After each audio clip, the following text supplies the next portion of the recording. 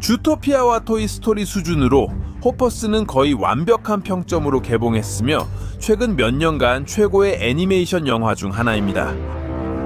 이 모든 건 그냥 과장일 뿐이야. 진실은 그들이 말하는 것과 완전히 달라.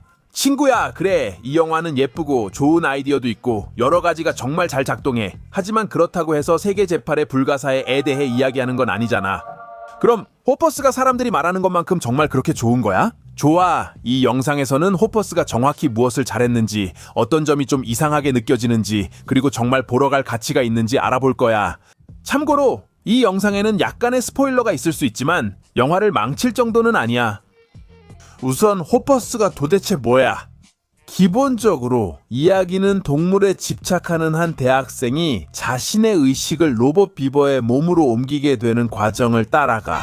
그래, 그 정도로 미친 설정이니까 마음의 준비를 해둬. 그들은 동물을 더 잘 이해하고 싶어서 그런 일을 한다고 하지만 결국엔 그런 일조차 제대로 하지 않아. 아무튼 영화에서 잘 안 되는 점들과 잘 되는 점들을 모두 살펴보자. 그리고 잘 안 되는 점들이 정말 많아. 우선 이 영화는 아주 아름다운 메시지와 정말 좋은 의도를 가지고 있어. 하지만 문제는 그걸 이루기 위해서 정말 이상한 이야기를 만들어야 했다는 거야. 픽사는 영화를 통해 환경에 대한 인식을 높이고 동시에 혁신적인 콘셉트로 그걸 해내고자 했어. 여기까지는 다 괜찮았지. 내가 이해가 안 되는 건 왜 그런지야. 완성된 영화를 보면 이걸 만들려고 엄청 서둘렀던 것 같고 결국 여러 가지가 뒤섞인 엉망진창이 되어버렸어. 명확한 예시가 바로 등장인물들이야, 친구야. 여기서 가장 두드러지는 건 동물들이야. 인간들이나 주인공인 그 여자애는 뭔가 그녀와는 전혀 공감이 안 돼. 픽사에서 봤던 다른 캐릭터들이 가진 매력이 없어. 디자인이 약간 빅 히어로의 히로 하마다를 닮았을 수도 있지만 전체적으로 캐릭터로서 특별한 점은 없어. 그녀의 이야기를 들려주지도 않고 부모님과의 관계도 보여주지 않아. 왜 이렇게 이상한지도 설명해주지 않아. 그냥 우주의 물질로만 존재할 뿐이야. 이걸 터닝 레드와 비교해보자. 주인공 메이는 정말 매력적이고 이런 말이 절로 나오게 해. 아, 정말 호기심 많은 소년에 난 그녀가 마음에 들어. 호퍼스에서는 주인공이 많이 아쉬워서 그 때문에 캐릭터가 좀 평면적으로 느껴져. 그래서 비버로 변신했을 때 훨씬 더 생동감 있고 더 완성된 캐릭터처럼 느껴지는 것 같아. 처음부터 비버였으면 더 공감도 가고 더 호감이 갔을 텐데 잘 모르겠어. 솔직히 이 여자애가 오랫동안 기억에 남는 캐릭터가 될 거라고는 상상이 안 돼. 하지만 다른 동물들은 확실히 매력이 있어. 그들만의 본질이 있어서 호감도 가고 오래 기억에 남게 돼. 예를 들어 그 여자애는 얼굴만 기억나. 화면에 여러 번 나오니까 그렇지. 그리고 다른 동물들은 그래, 그들이 했던 일들, 그들이 가진 매력, 교훈, 그리고 좋은 친구였던 점들 때문에 기억나. 그리고 이걸로 주인공이 이미 실망스러웠다면 상황은 더 나빠져. 다른 인간들은 완전히 실패작이고 제대로 웃기지도 못하는 농담 같아. 시장도, 의사와 그녀의 한심한 팀도, 마을 사람들도, 심지어 메이블의 엄마조차도 캐릭터로서 전혀 매력이 없어. 여러 번 정말 참을 수 없을 때가 있어. 동물들을 보면서 재미있게 보고 있는데 갑자기 인간들이 나와서 장면을 망쳐버려. 진짜로 친구야, 어떻게 설명해야 할지 모르겠지만 인간 캐릭터들이 너무 단순하고 하찮게 느껴져서 그들이 없었으면 이야기가 훨씬 더 좋았을 거야. 그래, 난 그렇게 말했고 이미 본 사람들도 그렇게 생각할 거야. 유일하게 괜찮았던 두 인간 캐릭터는 할머니와 할아버지야. 먼저 메이블의 할머니는 조금이나마 공감이 가기 때문이야. 세상에서 가장 예쁜 할머니는 아니지만 마마 코코처럼 그렇게 주름지고 까맣게 탄 것도 아니야. 중요한 건 성격이야. 이 할머니는 뭔가가 있긴 한데 그렇게 대단하진 않아. 그리고 다른 할아버지는 모든 인간을 합친 것보다 훨씬 더 매력이 넘치는 NPC였어. 그리고 시장에 대해서는 말도 하지 말자. 너무 밉상이라서 영상 하나를 따로 만들어야 할 정도야. 뭐지? 아, 깜빡할 뻔했네. 이걸로 그들이 훨씬 더 최악이 되는 이유가 있어. 그들의 억지스럽고 불필요한 농담들이 영화 전체에 농담이 넘쳐나거나 애니메이션 코미디처럼 느껴진다는 뜻은 아니야. 하지만 문제는 몇몇 상황에서 야, 진짜 내 농담이 필요했냐? 라는 생각이 든다는 거야. 완전 유치해. 어떤 순간에는 오히려 그 말도 안 되는 대사나 장면들 때문에 불편함을 느끼게 돼. 이게 이거고 그래 이게 이거고 이게 이거야.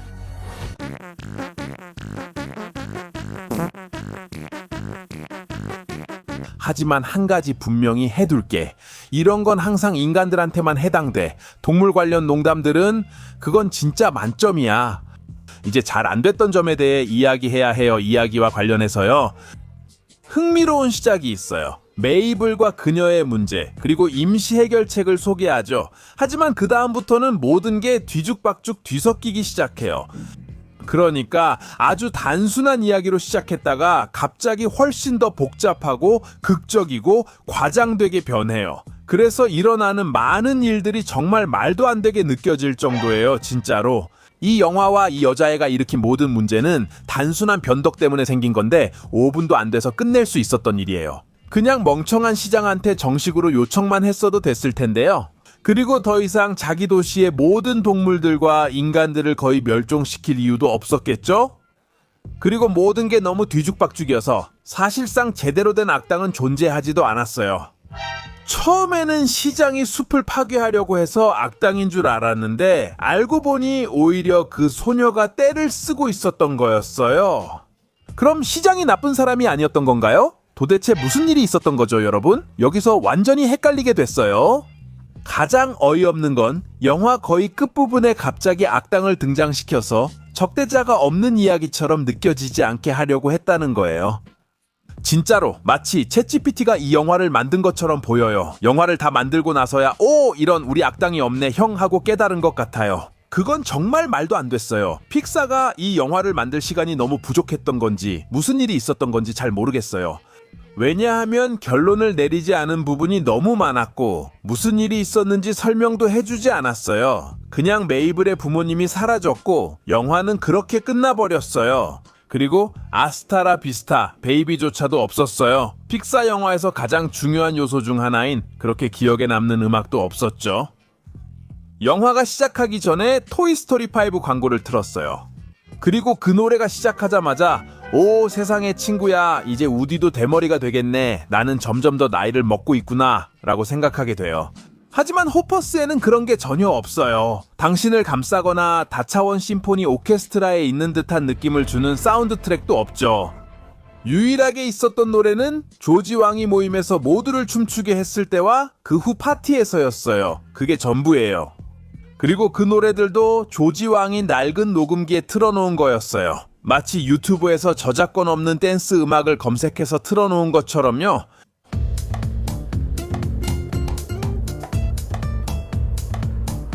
그만큼 모든 게 밋밋했어요. 그리고 전반적으로 많은 사람들이 이 영화를 아바타와 많이 비교했어요. 왜냐하면 주인공이 비버의 몸속에 들어가서 그 종과 함께 삶을 경험하기 때문이죠. 또는 브라더 베어와도 비교하죠. 같은 이유지만 마법은 없어요. 맞아요. 아마 그게 전반적인 의도일 수도 있고 그래서 예고편에서도 그렇게 말하는 거겠죠. 아니에요. 이건 아바타가 아니지만 거의 같아요. 아바타랑은 전혀 달라요. 하지만 사실 그 영화들과는 아무 상관도 없어요. 친구야, 이건 완전히 다른 거예요. 그리고 픽사에 따르면 아바타의 몇몇 요소와 플래닛 어스 다큐멘터리에서도 영감을 받았다고 했어요. 하지만 사실 다큐멘터리라고 할 만한 건 박사님이 비버를 연구하려고 하다가 실패한 몇 장면뿐이었어요. 그리고 그게 전부였어요. 그게 다였죠. 어떻게 생각하세요? 하지만 모두 나쁜 소식만 있는 건 아니에요. 정말 다행이죠. 이 영화가 완전히 쓰레기가 아니었던 건 좋은 점들이 꽤 있었기 때문이에요. 만약 이런 점들이 없었다면 정말 역겨웠을 거예요. 그리고 좋은 점들이 정말 강력해서 왜 이 영화를 한 번쯤은 볼 가치가 있는지 알게 될 거예요. 무엇보다도 동물들과 관련된 모든 주제가 있죠. 동물들이 웃긴 말을 하고 그들의 삶이 어떻게 돌아가는지 궁금하게 만들고 심지어는 빈정거리는 행동도 해서 여러 번 웃게 만들어요.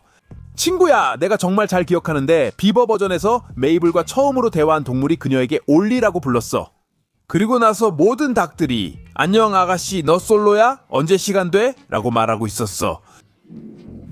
친구야, 그건 진짜로 에픽이었어. 거짓말 안 할게. 처음에는 정말 답답해지기 시작했는데 동물들이 나오는 부분이 오자마자 그래, 기다린 보람이 정말 있었어 라고 생각했어. 그리고 나서 동물 세계에 존재하는 규칙들이나 건설로 인해 발생한 문제들 같은 흥미로운 아이디어들도 제시해줘. 그리고 이미 과잉 인구가 있었음에도 불구하고 어떻게 적응해 나갔는지도 보여줘. 그건 정말 흥미롭지만 모두의 마음을 가장 사로잡은 건 바로 조지 왕의 등장이었어. 그 비버는 정말 멋진 친구였어. 그런데 지금 엄청 말도 안 되는 걸 깨달았어. 혹시 더 나은 방법이 있었던 건 아닐까? 비버는 주인공보다 훨씬 더 많은 배경 이야기를 가지고 있었어. 아마 그래서 많은 사람들이 조지 왕을 사랑하고 메이블을 완전히 잊어버린 것 같아. 와, 그거 정말 실망스럽네. 아무튼 나중에 비버 메이블의 동맹이 되는 동물들은 정말 재미있고 매력이 넘쳐. 진정한 친구들이지. 사실 그 동물들이 인간들보다 훨씬 더 많은 교훈을 줬어. 그리고 이게 정말 멋진 점인데 많은 분들이 이게 나올까봐 극장에 갈지 고민할 수도 있어요. 억지스러운 PC 요소이 없다는 거예요. 만세. 드디어 디즈니가 그 썩어빠진 사상을 억지로 주입하거나 과도하게 포용적이고 정치적으로 올바른 척하는 짓을 안 했어.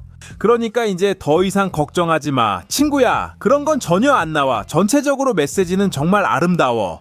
이 영화는 인간이 동물과 그들의 서식지에 얼마나 많은 해를 끼치는지 깊이 생각하게 만들고 그 점에 대해 많은 인식을 갖게 해줘. 심지어 결말도 정말 아름답고 기억에 남아.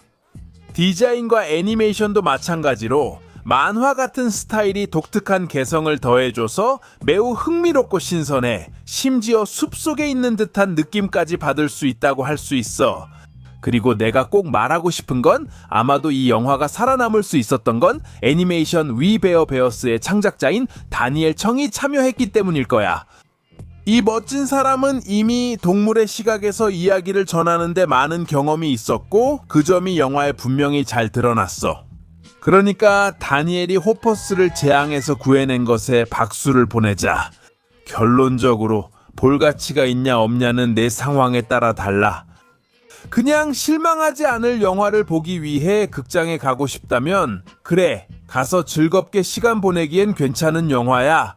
아이들과 함께 가서 아이들을 데려가서 즐거운 시간을 보내게 해주는 게 목적이라면 글쎄? 영화관에 있던 모든 아이들이 영화를 보면서 별로 신나하지 않더라고.